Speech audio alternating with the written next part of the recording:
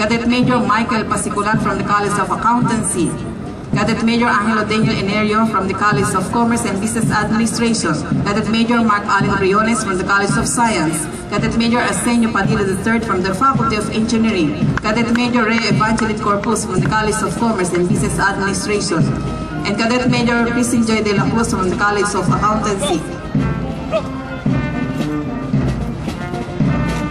The UST ROTC Band, under the baton of Sergeant Xavier Ernest Celestial, Reserve Philippine Army.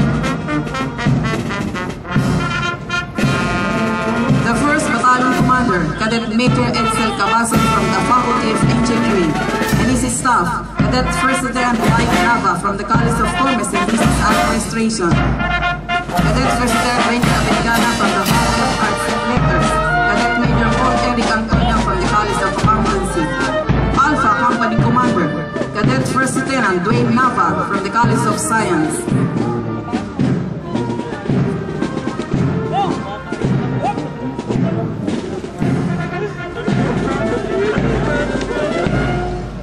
Bravo Company Commander, Cadet 1st Lieutenant Joyce Andre Mundo from the College of Fine Arts and Design.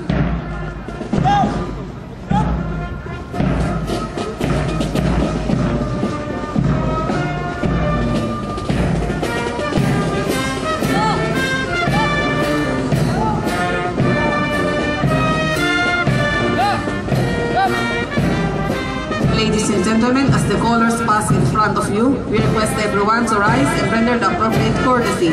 You may sit down after the colors have passed.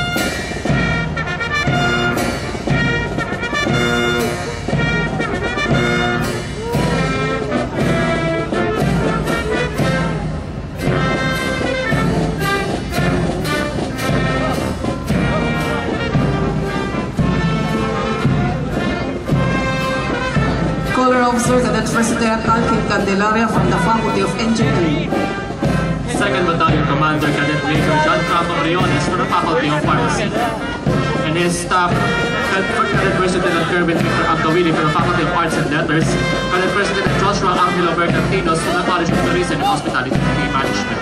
Charlie Company Commander Cadet 1st Lieutenant Pamela Luis de Guzman from the College of Accountancy.